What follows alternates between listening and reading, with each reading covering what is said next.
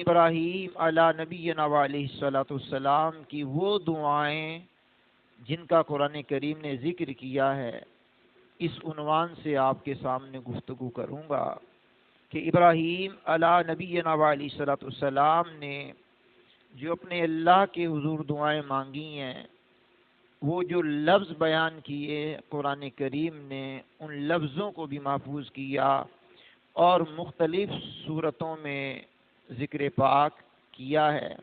سب سے پہلے ابراہیم علی نبینا علیہ السلام کی اس دعا سے بات کو شروع کر رہا ہوں۔ رب کائنات کے کلام میں ہے رب ہب لی حکما والحقنی بالصالحین۔ ترجمہ سنیے، کہا اے میرے رب مجھے حکمت عطا کر اور مجھے ان سے ملا جو تیرے خاص قرب کے لائق بندے ہیں۔ مطلب کیا بنے گا؟ یہاں حکم سے مراد ہوگا علم اور حکمت، اور قرب کے لائق خاص بندوں سے مراد ہے انبیاء کرام علیہم السلام۔ تو گویا ابراہیم علیہ السلام اپنے بارے میں علم کی بھی دعا کر رہے ہیں اور حکمت کی بھی دعا کر رہے ہیں، اور جن حضرات کو اللہ کا قرب حاصل ہے، ان کے قرب کے لائق جو بندے ہیں، ان کا قرب خاص جن کو ملا ہوا ہے انبیاء، ان سے ملنے کی بھی دعا سیدنا ابراہیم علی نبینا علیہ السلام کر رہے ہیں۔ ہمیں یہاں سیکھنے کی کیا بات ہے؟ سیکھنے کی بات یہ ہے کہ ہم بے شمار دعائیں کرتے ہیں اور دعائیں کرنی بھی چاہیے۔ اللہ کریم نے کلام مجید میں بیان بھی کیا وقال ربکم ادعونی استجب لکم، تمہارے رب نے فرمایا مجھ سے دعا مانگو میں قبول کروں گا۔ اجیب دعوت الداعی اذا دعان فلیستجیبوا لی، اللہ ہر پکارنے والے کی پکار کو سنتا جب کوئی اسے پکارے۔ فَإِذَا فَرَغْتَ فَانْصَبْ وَإِلَىٰ رَبِّكَ فَارْغَب، فرمایا جب تم نماز سے فراغت پا چکو تو دعا میں محنت کیا کرو۔ مطلب نماز فرض پڑھو، نوافل پڑھو، جنازہ پڑھو، نماز صلاۃ الحاجات پڑھو، تحیۃ المسجد پڑھو، تحیۃ الوضو پڑھو، صلاۃ الاوابین پڑھو، اشراق پڑھو، چاش پڑھو، صلاۃ اللیل پڑھو۔ مطلب جب تم نماز سے فراغت حاصل کرو تو دعا میں محنت کیا کرو۔ ہمارے ہاں لوگ نماز پڑھنے کے بعد یوں بھاگتے ہیں جس طرح کوئی بندہ قید سے چھوٹا ہو اور وہ بھاگ کر کے اپنے گھر جانا چاہتا ہے۔ ایسا نہ کریں، مسجد میں دل لگائیں، مسجد میں سکون کریں۔ مسجد میں سکون کرنے سے مراد اطمینان سے آئیں، تہذیب سے بیٹھیں، تہذیب سے فارغ ہوں، اطمینان سے رخصت ہوں دوسری نماز کے لیے، پھر نماز میں آ جائیں۔ تو جناب ابراہیم علی نبینا علیہ السلام نے بار الہ میں دعا مانگی ہے، اے اللہ مجھے حکمت بھی عطا کر دے، مجھے علم بھی عطا کر دے، اور مجھے ان سے بھی ملا دے جو تیرے خاص الخاص بندے ہیں، یعنی انبیاء علیہ السلام۔ تو دعا ہمیں بھی کرنی چاہیے، علم کی بھی دعا کرنی چاہیے، عمل کی بھی دعا کرنی چاہیے۔ اپنے قرب میں مالک نے جن کو رکھا ہے، جن کو خاص قرب حاصل ہے، ان کے قرب کی بھی دعائیں ہمیں کرتے رہنا چاہیے۔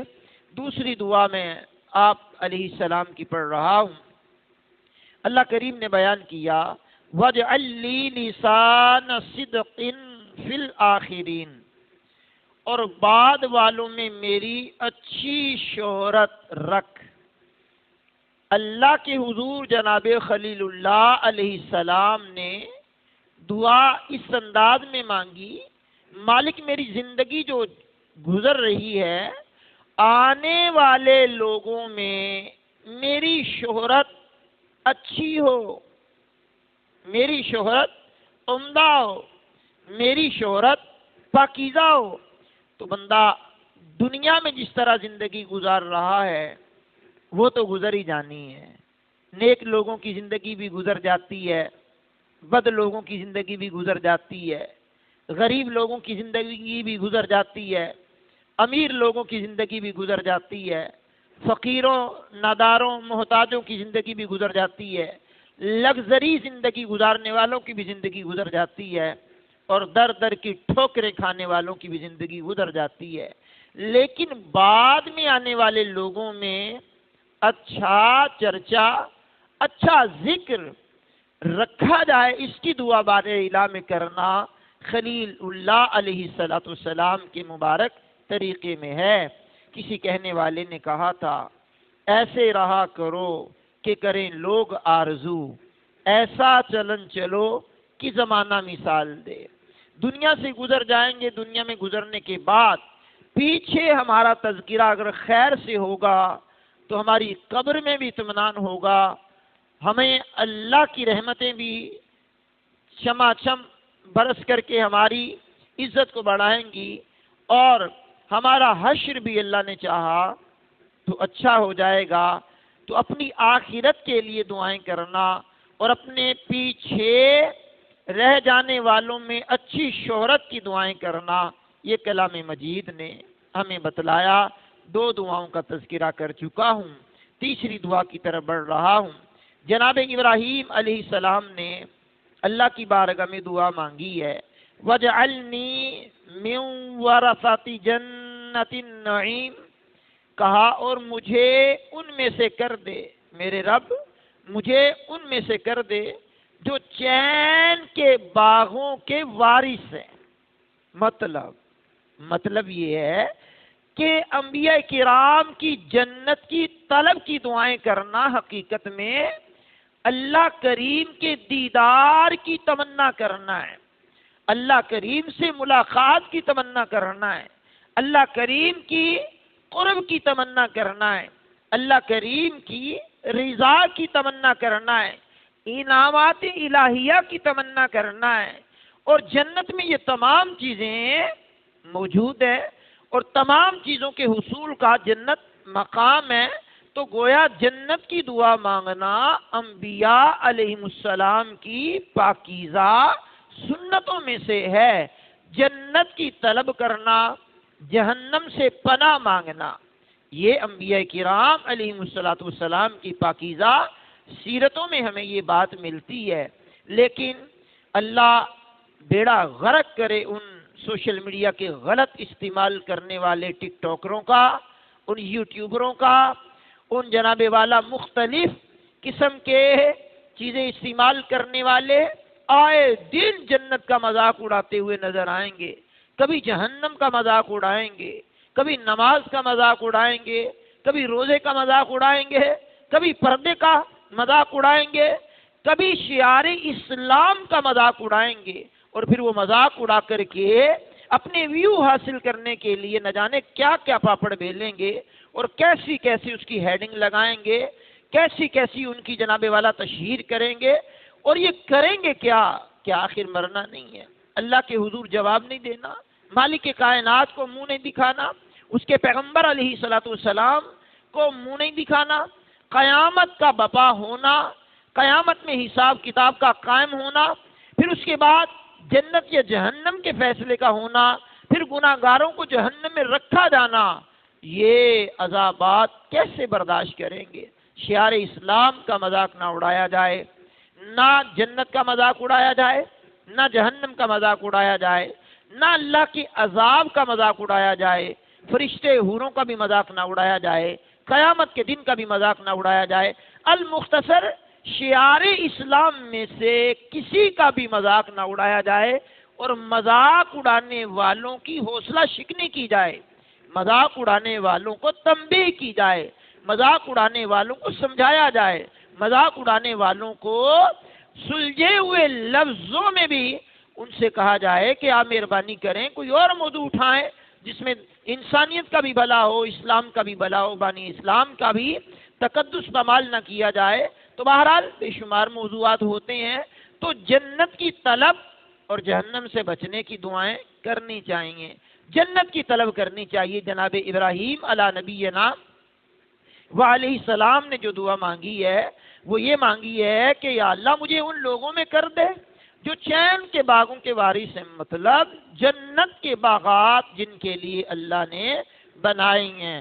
وَسَارِعُوا إِلَى مَغْفِرَةٍ مِّن رَّبِّكُمْ وَجَنَّةٍ عَرْضُهَا السَّمَاوَاتُ وَالْأَرْضُ أُعِدَّتْ لِلْمُتَّقِينَ، فرمایا دوڑو بھاگو صحیح کرو اپنے رب کی مغفرت اور ایسی جنت کی طرف جس کی چوڑان میں زمین و آسمان آ جائیں۔ تو یہ جنت متقین کے لیے مالک نے بنائی ہے۔ تو گویا اس دعا کی کرنے کا مطلب کہ اللہ اپنی رضا کے کام کرنے کی توفیق جب دے گا تو پھر اپنے چین کے باغوں کا وارث بھی بنا دے گا۔ یہاں ہم اپنی 2، 4، 5 مرلے کے مکان کی تگ و دو میں ساری زندگی گزار دیتے ہیں، اپنا مکان نہیں بنا پاتے۔ پھر اپنا مکان بن جائے تو اس کو اپنی خواہش کے مطابق نہیں بنا پاتے۔ اگر وہ اپنی خواہش کے مطابق بھی بن جائے تو پھر ہم پوش علاقوں کی طرف رخ کرتے ہیں کہ اچھے علاقوں میں ہمارا گھر بن جائے، کوٹھی بن جائے، بنگلہ بن جائے، تو ہماری سہولیات سے مزین زندگی گزارنے کے سامان مہیا مالک ہمیں کر دے۔ تو یہ ضروریات دنیا میں سے ہے، آخرت میں نہیں ہے۔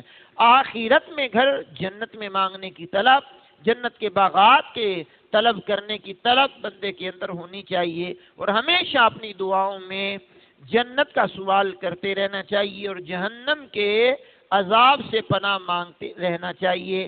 جناب ابراہیم علیہ نبینا علیہ السلام کی 3 دعاؤں کا میں ذکر کر چکا ہوں قرآن کریم کی مختلف صورتوں میں سے۔ اب میں جو آپ کے سامنے پڑھنے لگا ہوں 4تھی دعا جو ابراہیم علیہ نبینا علیہ السلام نے مانگی، جو قرآن کریم نے ذکر کی ہے، بڑا حسین انداز ہے۔ وَلَا تُخْزِنِي يَوْمَ يُبْعَثُونَ يَوْمَ لَا يَنْفَعُ مَالٌ وَلَا بَنُونَ إِلَّا مَنْ أَتَى اللَّهَ بِقَلْبٍ سَلِيمٍ۔ اللہ کے قرآن نے اعلان کیا اور مجھے اس دن رسوا نہ کرنا۔ ابراہیم علیہ السلام نے اللہ کی بارگاہ میں التجا کی، اور مجھے اس دن رسوا نہ کرنا جس دن سب اٹھائے جائیں گے، جس دن نہ مال کام آئے گا نہ بیٹے، مگر جو اللہ کے حضور سلامت دل لے کے حاضر ہوا، دل قلب سلیم کے ساتھ حاضر ہوگا۔ اب یہاں پر دعا کا مفہوم آپ سمجھ لیں ذرا۔ اللہ کی بارگاہ میں قیامت کے دن اٹھائے جانے کے وقت، اللہ کریم کی بارگاہ میں اٹھائے جانے کے وقت دعا کی جا رہی ہے کہ مالک قیامت کو جب تو مجھے اٹھائے گا تو مجھے رسوا نہ کرنا۔ انبیاء کرام کیسے رسوا ہوں گے؟ لیکن تعلیم امت کے لیے ہے کہ جب اللہ کا خلیل ہو کر کے یہ دعا کر رہا ہے کہ قیامت کے دن مجھے رسوا کر کے نہ اٹھانا، تو پتہ چلا قیامت کا بھیانک جو منظر ہے وہ بڑوں کو لرزاں و ترساں کر دینے والا منظر ہے، جس کا نقشہ قرآن کریم کی سورۃ المعارج نے بھی کھینچا ہے۔ فی یوم کان مقدارہ 50,000 سنہ، قیامت کا ایک دن جو ہے 50,000 سال کا دن ہوگا۔ تو کہا گیا اس دن کے اندر مالک ہمیں مجھے رسوا کر کے نہ اٹھانا۔ وہ دن کیسا ہوگا؟ اس دن نہ مال کام آئے گا نہ بیٹے کام آئیں گے۔ یہ 2 چیزیں بندے کو ساری زندگی فخر میں مبتلا کرتی رہتی ہیں۔ میرے پاس مال ہے، میرے پاس سہولیات ہے، میرے پاس اتنے میرے بیٹے ہیں اور میرے بیٹے قابل ہیں، میرے بیٹے بڑے مالدار ہیں، ذہین ہیں، فتین ہیں۔ تو ان 2 چیزوں کو قرآن کریم نے کھول کر کے بیان کر دیا۔ جناب خلیل اللہ کی دعا میں کہا مالک وہ قیامت کا جو دن ہے، نہ اس دن میں مال کام آنا ہے نہ اس دن میں بیٹے کام آنے ہیں۔ بیٹوں کی تو بات ہی کیا ہے، یہ تو دنیا میں بھی کام نہیں آتے۔ بعض مرتبہ بلکتی ہوئی والدین کی شخصیات کو بارہا میڈیا پہ بھی دکھایا جاتا ہے، پرنٹ میڈیا پہ بھی ان کے بارے میں لکھا بھی جاتا ہے اور بولا بھی جاتا ہے۔ مختلف چینلوں پر بھی والدین بلکتے ہوئے روتے ہوئے دیکھے جاتے ہیں، جنہوں نے ساری زندگی محنت کر کر کے اپنی اولاد کے مستقبل کو روشن کرنے کے لیے وقت گزارا اور خود اپنی آپ کو انہوں نے اپنے آپ کو مشقتوں میں ڈالا اور وہ دن رات محنت کر کے اپنی اولاد بالخصوص اپنے بیٹوں کی جناب والا نشو و نما میں اہم کردار ادا کرتے رہے۔ وہ سہولیات جو بندگان خدا کو خود میسر نہیں ہوتی، اپنی اولاد کو مہیا کرنے کے لیے کمر بستہ رہتے ہیں، لیکن جب یہ اولاد پروان چڑھتی ہے، جب یہ اولاد قابل بن جاتی ہے، تو پھر والدین سے رخ کو موڑ لیتی ہے، پھر یہ کہتی ہے بعض مرتبہ ہمارے لیے ہمارے ماں باپ نے کیا کیا۔ جب یہ زندگی کے اندر یہ جملے اولاد کی زبان پر آتے ہیں، اس باپ سے پوچھو، اس ماں سے پوچھو کہ ان کے دل پہ کیا گزرتی ہے کہ جب اولاد کی زبان پر یہ جملے آتے ہیں۔ تو خیر موضوع کسی اور طرف نہ نکل جائے۔ جناب ابراہیم علیہ نبی علیہ السلام نے دعا مانگی ہے، مالک قیامت کے دن جب تو مجھے اٹھائے تو مجھے رسوا نہ کرنا، اس دن کے اندر نہ مال کام آئے گا نہ بیٹے کام آئیں گے۔ پھر کہا گیا مگر وہ جو اللہ کے حضور سلامت دل کے ساتھ حاضر ہوا، پتا چلا کہ دل بگڑ جاتا ہے، دل کو کہتے قلب، تو یہاں لفظ کیا ہے؟ بقلب سلیم، سلامت دل۔ تو قلب سلیم سے مراد کیا ہے؟ پاکیزہ دل، صاف دل۔ تو دنیا کے اندر اس دل کو صاف کرنے کے لیے ضروری ہے کہ اس میں کسی کا بغض نہ آنے دیا جائے، اس میں حسد پیدا نہ ہونے دی جائے، اس میں عناد، کینہ نہ پروان چڑھنے دیا جائے۔ اس دل کو روحانی امراض جو ہوتے ہیں، باطنی جو امراض ہوتے ہیں، دل کو پاک رکھا جائے، مسلمانوں کے بغض سے بھی پاک رکھا جائے، کینے سے بھی پاک رکھا جائے، حسد سے بھی پاک رکھا جائے۔ اس دل کی صفائی کرنے کے لیے وہ کام کیے جائیں جو دل کو صاف کرتے ہیں۔ دل کو صاف کرنے والے اعمال میں ایک تلاوت قرآن بھی ہے کہ قرآن کی تلاوت کرنے سے دلوں کا زنگ اتر جاتا ہے۔ ایک ذریعہ حضور پر درود و سلام پڑھنے کا بھی ہے، تو درود و سلام پڑھنے سے بھی دل کی پاکیزگی پیدا ہوتی ہے اور دل نرم ہو جاتا ہے، دل نرمی کی طرف بڑھ جاتا ہے۔ پھر اللہ کا خوف جو ہے یہ دلوں کو مزید نکھار دیتا ہے۔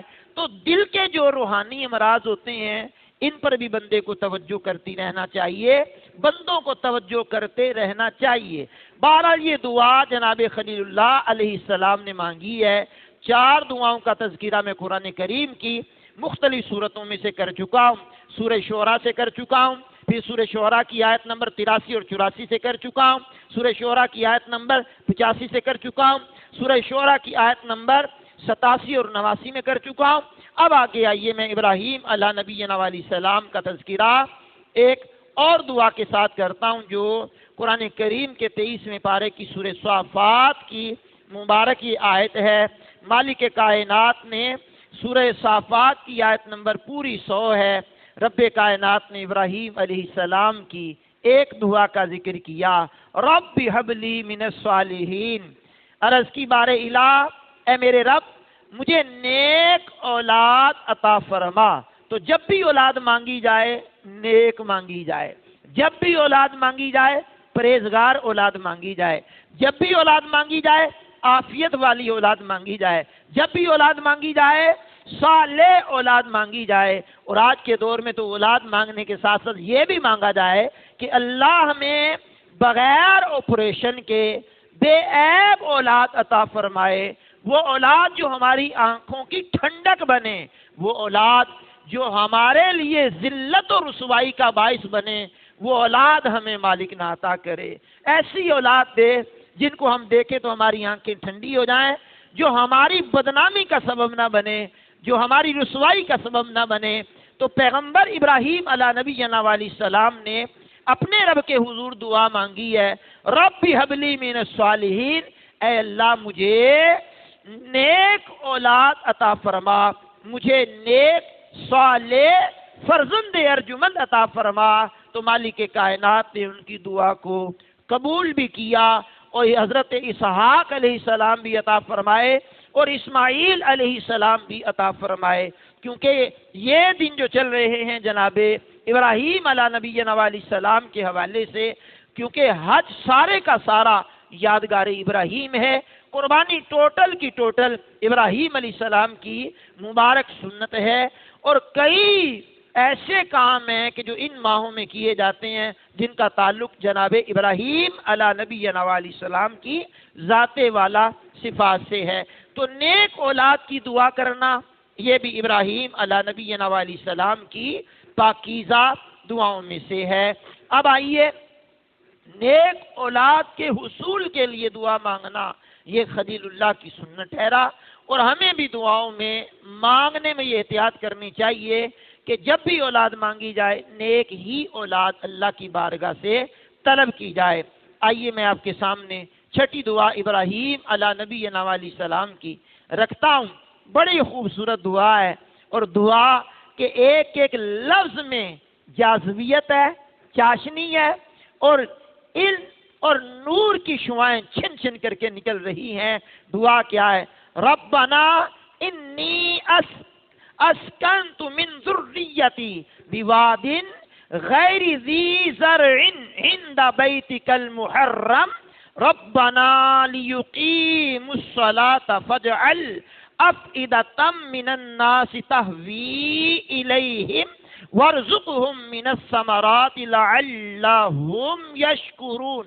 ارشاد خداوندی ہے، اصل میں یہ لفظ ہیں جناب ابراہیم خلیل اللہ کے۔ بار الہ میں دعا کی ہے، ہمارے رب میں نے اپنی کچھ اولاد کو تیرے عزت والے گھر کے پاس ایک ایسی وادی میں ٹھہرایا ہے جس میں کھیتی نہیں ہوتی، زراعت نہیں ہوتی، باغات نہیں ہے، کھیتیں نہیں ہیں، پھل نہیں ہے۔ اے ہمارے رب، تاکہ وہ نماز قائم رکھے تو تو ان لوگوں کے دل ان کی طرف مائل کر دے، لوگوں کے دل ان کی طرف مائل کر دے، اور انہیں پھلوں سے رزق عطا فرما تاکہ وہ شکر گزار ہو جائیں۔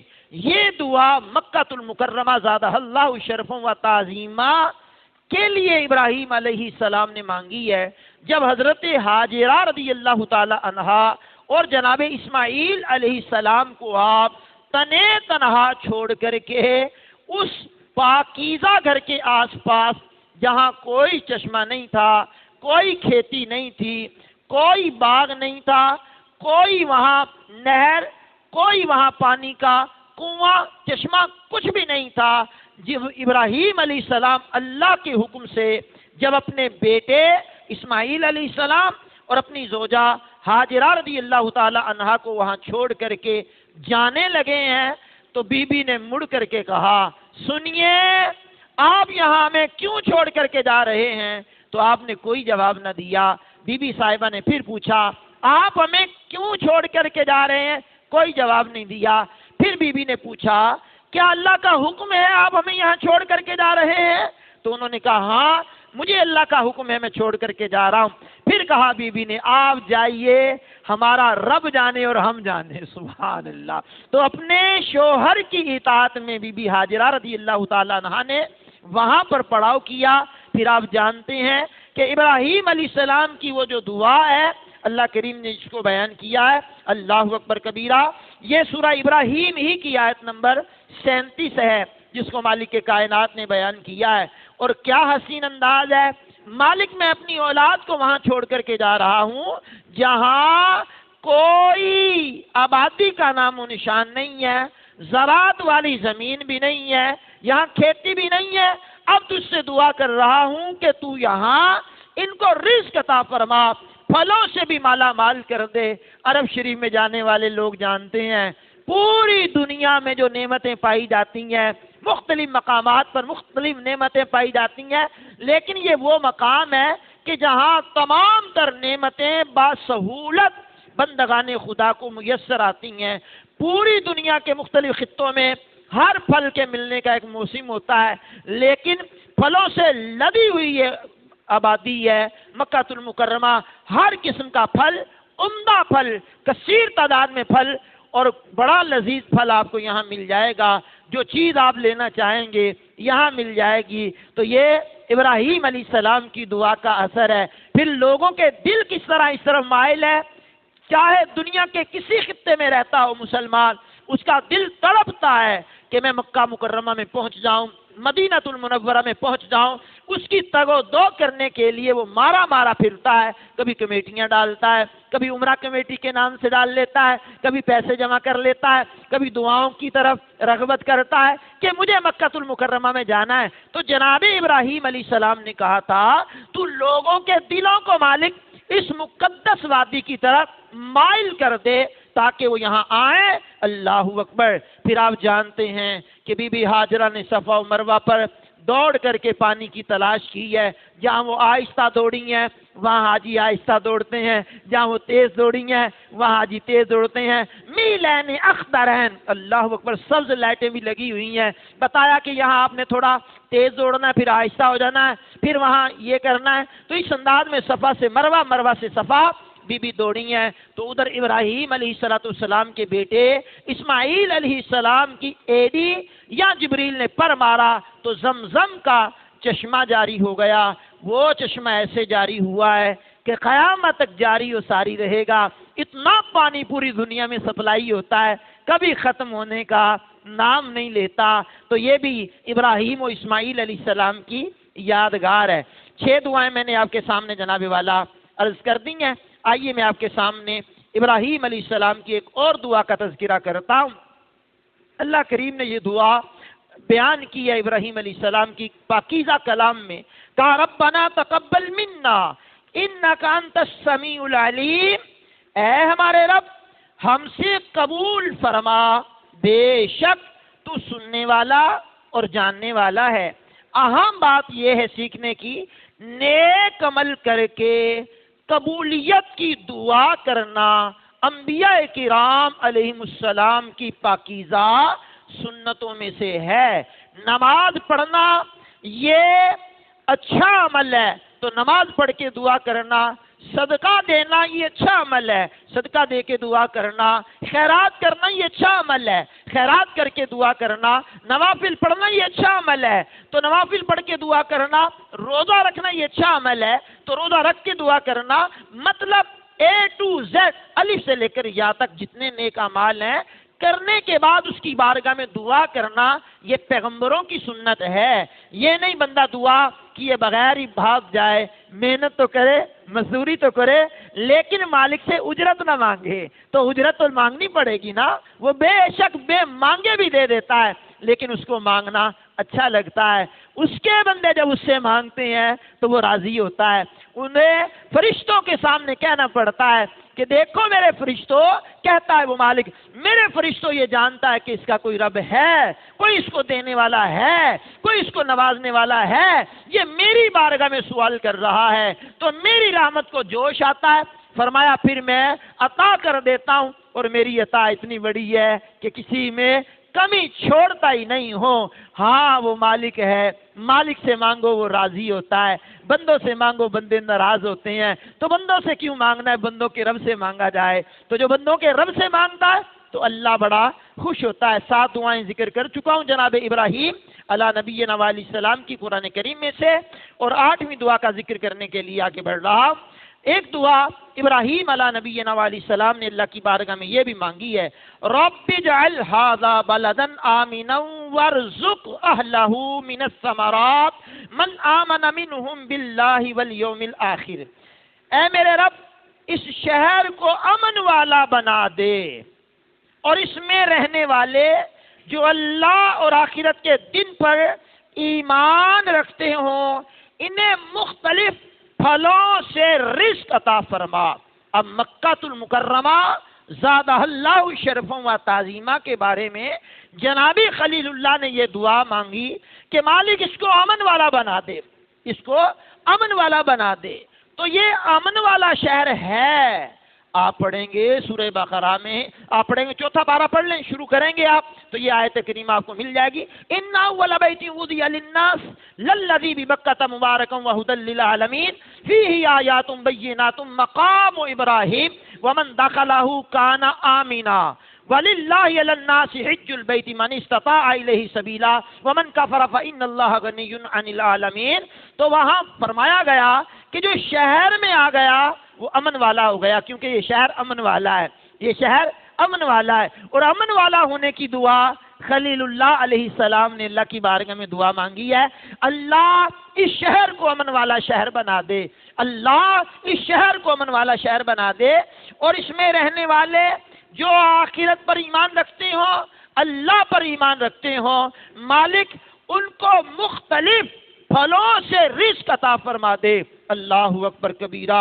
کھجوروں ہی کی اقسام کی بات کی جائے تو میں تو عاجز ہوں، ایک کھجوروں کے صحیح معنوں میں نام بھی نہیں لے سکتا، 2-3 کے نام لے لوں گا، کلمی کے نام لے لوں گا جناب والا، اس طرح میں اجوا کا نام لے لوں گا اور 2-4 نام لے لوں گا۔ تو کھجوروں کی جناب والا اجناس اتنی ہے وہاں کہ کھجوریں مختلف اتنی ہیں کہ کھجوروں کے نام بھی ہمیں نہیں آتے۔ پھر طرح طرح کے پھل جو وہاں نہیں ہوتے، وہاں عرب میں نہیں پائے جاتے لیکن ملتے ہیں، وہاں کی پیداوار نہیں ہے لیکن ملتی ہے، امن بھی ہے اور پھلوں سے لدا ہوا یہ شہر بھی ہے، گو کہ وہاں نہ پائے جاتے ہیں لیکن آتے ضرور ہیں۔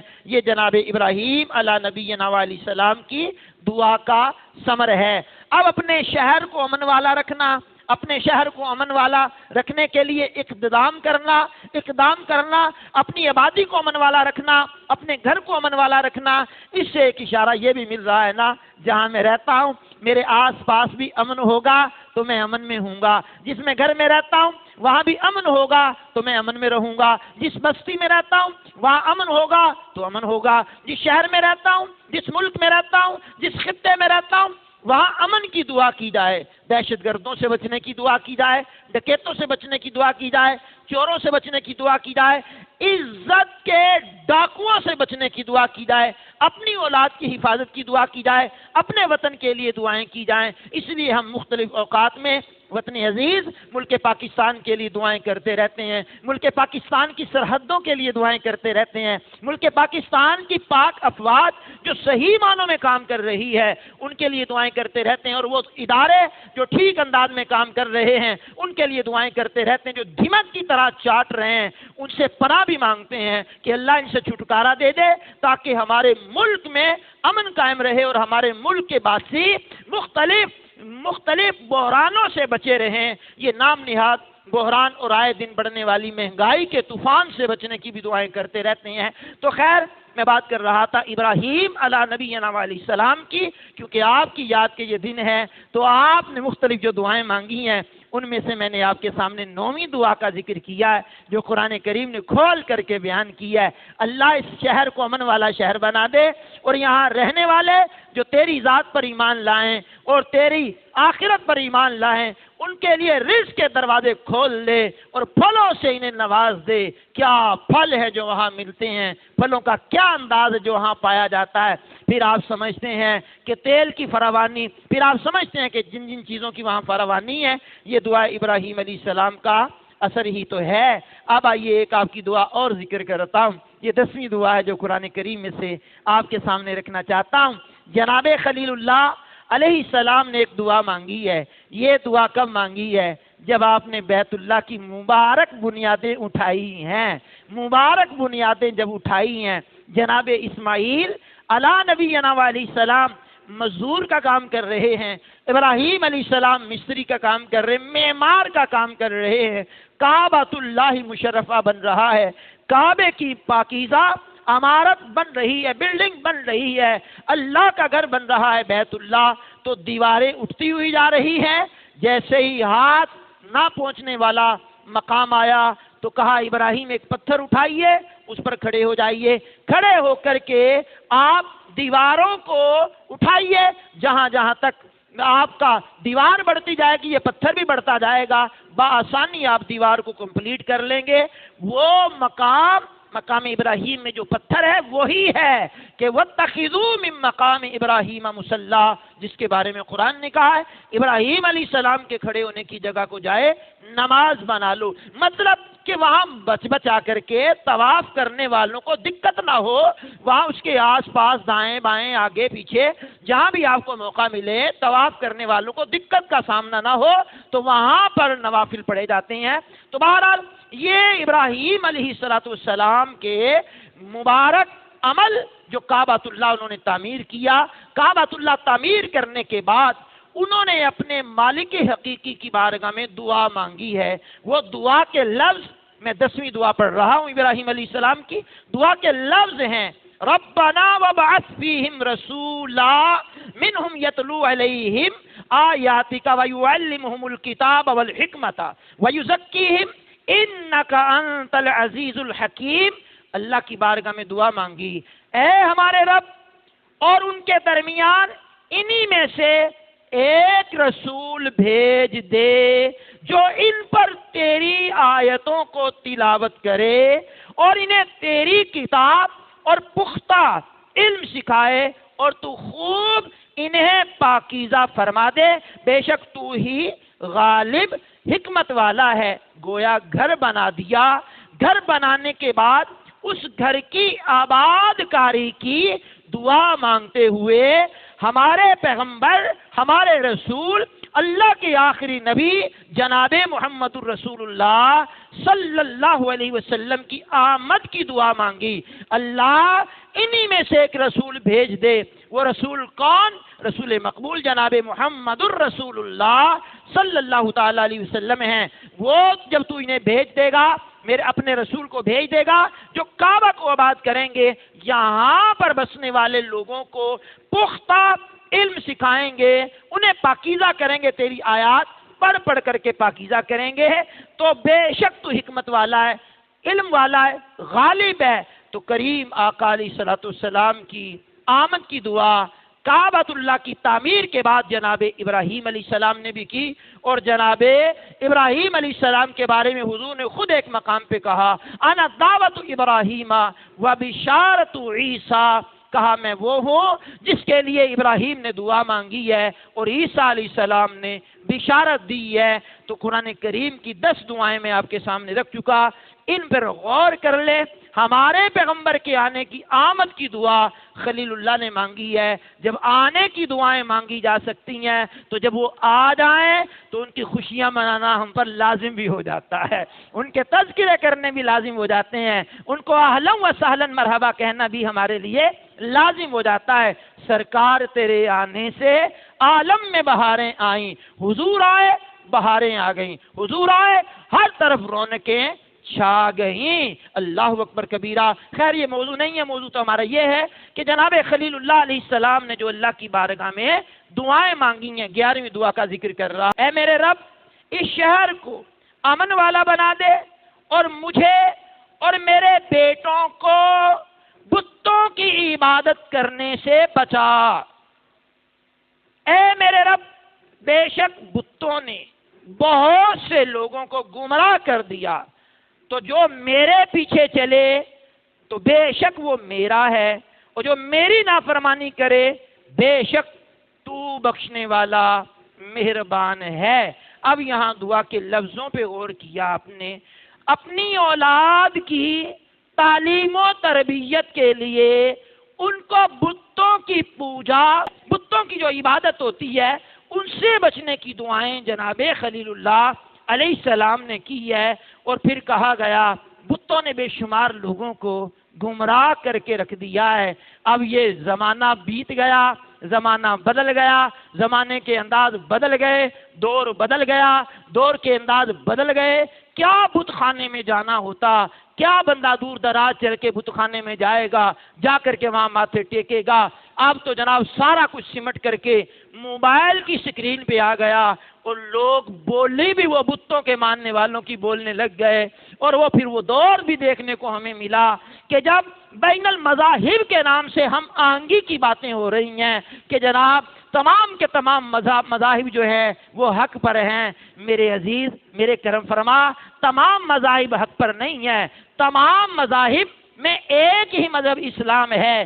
ان الدین عند اللہ الاسلام، اللہ کے نزدیک اسلام ہی سچا دین ہے اور اسلام ہی حق دین ہے۔ اسلام کے آنے کے بعد تمام دین وہ ختم ہو گئے، ایک ہی دین باقی ہے، ایک ہی نبی کا کلمہ باقی ہے، بقیہ تمام مذاہب کے لوگ باطل ہیں، حق ایک ہی مذہب ہے جو اسلام ہے۔ تو کہا گیا میرے مالک میرے بیٹوں کو بتوں کی عبادت سے بچا کر کے اپنی عبادت کی طرف مائل کر دے۔ میں ہر اس باپ سے بھی سوال کر رہا ہوں، سوشل میڈیا کے ذریعے بھی سوال کر رہا ہوں، حاضرین سے بھی سوال کر رہا ہوں، ناظرین سے بھی بعد میں سوال کروں گا، اور جو یہ سنے گا اس سے میرا سوال قائم رہے گا۔ آپ نے میں نے عبادت کی، پھر عبادت کرنے کے بعد اپنی اولاد کی عبادت کے لیے کڑ کر کے اللہ کی بارگاہ میں دعا کی یا نہیں کی؟ یہ میرا سوال اپنے ذہن میں نوٹ کر لیجئے گا۔ اپنی اولاد کو دین کی طرف راغب کریں، دین کی طرف مائل کریں، قرآن کی پاکیزہ تعلیم سے انہیں روشناس کروائیں، قرآن کے پاکیزہ احکام اپنی اولاد کے قلوب و اذہان میں ڈال لیں تاکہ وہ سچے مسلمان بننے میں کامیاب ہو جائیں۔ تو میں نے 11ویں دعا کا ذکر کیا، ابراہیم علیہ نبینا علیہ السلام کی 12ویں دعا اور آخری دعا کا ذکر کرتا ہوں۔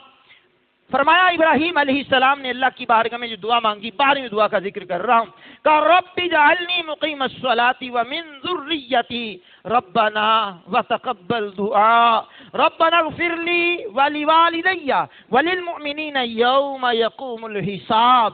اے میرے رب مجھے اور کچھ میری اولاد کو نماز قائم کرنے والا رکھ اے ہمارے رب، اور میری دعا قبول فرما اے ہمارے رب، مجھے اور میرے ماں باپ کو اور سب مسلمانوں کو بخش دے جس دن حساب قائم کیا جائے۔ اب آپ اس دعا پہ غور کر لیں، کتنی حسین دعا ہے۔ ہر نمازی نماز پڑھنے والا، فرقہ اس کا کوئی ہو، اتحیات پر تو بیٹھتا ہوگا نا، اتحیات پر بیٹھ کر کے یہ دعا تو کرتا ہوگا نا۔ تو یہ دعا بھی جناب ابراہیم علیہ السلام کی اتنی مقبول ہے کہ ہر نمازی کو کہا گیا مانگیے، یہ دعا مانگیے۔ اللہ اکبر۔ اپنے لیے دعا مانگیے، اپنی اولاد کے لیے دعا مانگیے، اور دعا قبول ہونے کی دعا مانگیے، اور اپنے ماں باپ اور تمام مسلمانوں کی بخشش کی دعا مانگیے۔ تو اس سے ایک مسئلہ یہ بھی ذہن میں رکھ لیں، ابراہیم علیہ السلام کے والد محترم نہ وہ بت پرست ہے، نہ وہ جناب والا غیر اللہ کو پوچھتے تھے۔ آپ کے چچا کا نام جناب والا وہ بت پرستوں میں آتا ہے، چچا کو بھی باپ کہہ کر کے پکار لیا جاتا ہے، اس کو بھی بڑا ابو چھوٹا ابو کہہ کر کے پکار لیا جاتا ہے۔ آپ کے والد گرامی تارخ، اللہ اکبر، تارخ وہ صحیح معنوں میں مومن اور صحیح معنوں میں اللہ کی توحید پر قائم تھے۔ ان کا بتوں سے کوئی تعلق نہیں تھا، وہ بتوں کی نہ تو عبادت کرتے تھے اور نہ بتوں کو وہ مانتے تھے۔ آزر نام کا جو ہے وہ آپ کا چچا ہے، وہ بت فروش بھی تھا، بت گر بھی تھا اور بتوں کا بیپاری بھی تھا، لیکن آپ کے والد گرامی جو ہیں وہ پاکیزہ نسلوں سے چلے ہوئے آئے۔ حضور کی یہ حدیث بھی ہے، میرے کریم نے فرمایا میں پاک پشتوں سے پاک رحموں میں منتقل ہوتا ہوا آیا اور میری ولادت ہو گئی۔ تو گویا حضور پاکیزہ پشتوں سے پاکیزہ رحموں میں داخل ہوتے ہوتے آئے اور حضور کی ولادت اقدس ہو گئی۔ یہ تو آپ کی آباء و اجداد ہیں، ہم تو اولاد کے بارے میں بھی یہ کہتے ہیں آقا تیری نسل پاک میں ہے بچہ بچہ نور کا، تو ہے نے نور تیرا سب گھرانہ نور کا، جو گدا دیکھو لیے جاتا ہے توڑا نور کا، نور کی سرکار ہے کیا اس میں توڑا نور کا، ناریوں کا دور تھا دل جل رہا تھا نور کا، تم کو دیکھا ہو گیا ٹھنڈا کلیجہ نور کا۔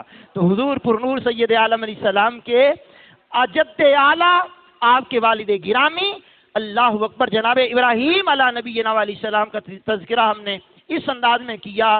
قرآن کریم کی مختلف صورتوں میں سے وہ الفاظ جو آپ نے دعا کے استعمال کیے اللہ نے قرآن بنایا، وہ 12 مقامات میں نے آپ کے سامنے رکھے ہیں کہ جن کو میں نے آپ کے سامنے پڑھا تو بات ہماری اختتام کو یوں پہنچے گی۔ جناب ابراہیم علیہ السلام نے بھی دعائیں مانگی ہیں، آدم علیہ السلام سے لے کر کے عیسیٰ علیہ السلام تک پیغمبروں نے دعائیں مانگی ہیں، اور بعض پیغمبروں کی دعاؤں کا قرآن میں ذکر بھی موجود ہے۔ میں نے ان میں سے ایک پیغمبر جناب ابراہیم خلیل اللہ علیہ السلام کی دعاؤں کا تذکرہ کیا ہے تو کثرت سے اپنے رب کی بارگاہ میں دعائیں کیا کرو، راتوں کو اٹھ اٹھ کر کے اللہ کی بارگاہ میں دعائیں مانگا کرو۔ لوگوں کو دکھڑے سناتے ہو، کبھی وہ بنانے والے مالک کو بھی دکھڑے سناؤ، کبھی اس کی بارگاہ میں جبین نیاز جھکا کر بھی عرض کرو نا، بار الہ میرے حالات ٹھیک کر دے، میرے معاملات ٹھیک کر دے، میرے حالات بدتر سے بدتر ہو رہے ہیں، مالک بہتر سے بہتر بنا دے۔ اپنے مالک سے دعائیں مانگو، اپنے مالک سے التجائیں کرو، اپنے مالک کو دکھڑے سناؤ، دن کے اجالوں میں سناؤ، رات کی تنہائیوں میں سناؤ، چاہے وہ مجلس میں سناؤ، چاہے وہ تنہائی میں سناؤ، ہر حال میں رب سنتا ہے۔ وَقَالَ رَبُّكُمُ ادْعُونِي أَسْتَجِبْ لَكُمْ، تمہارے رب نے فرمایا مجھ سے دعا مانگو میں قبول کروں گا۔ اجیب دعوت الداعی اذا دعان فلیستجیبوا لی، اللہ ہر پکارنے والے کی پکار کو سنتا ہے جب کوئی اسے پکارے۔ وہ خود فرماتا ہے، فرمایا فَإِذَا فَرَغْتَ فَانْصَبْ وَإِلَىٰ رَبِّكَ فَارْغَب، فرمایا جب نماز سے فراغت پا چکو دعا کے اندر محنت کیا کرو۔ تو دعا یہ مومن کا ہتھیار ہے۔ الدعاء سلاح المؤمن، دعا مومن کا ہتھیار ہے۔ الدعاء حب القضاء، حدیث میں آتا دعا تقدیر کو بدل دیتی ہے۔ حدیث میں ہے الدعاء نور السماوات والارض، دعا زمین و آسمان کا نور ہے۔ حدیث میں ہے الدعاء هو العبادہ، دعا عبادت ہے۔ حدیث میں ہے الدعاء مخ العبادہ، دعا عبادت کا بھی مغز ہے۔ تو میں نے مختلف قرآن کریم کی آیات بینات میں جناب ابراہیم علیہ نبینا علیہ السلام کی دعاؤں کا تذکرہ کیا ہے۔ اللہ مجھے بھی آپ کو بھی عمل کی توفیق سے مالا مال کرے۔ آئندہ جمعہ بھی ہم جناب ابراہیم علیہ نبینا علیہ السلام اور کچھ قربانی کے حوالے سے عرض کرنے کی کوشش کریں گے۔ وآخر دعوانا الحمدللہ رب العالمین۔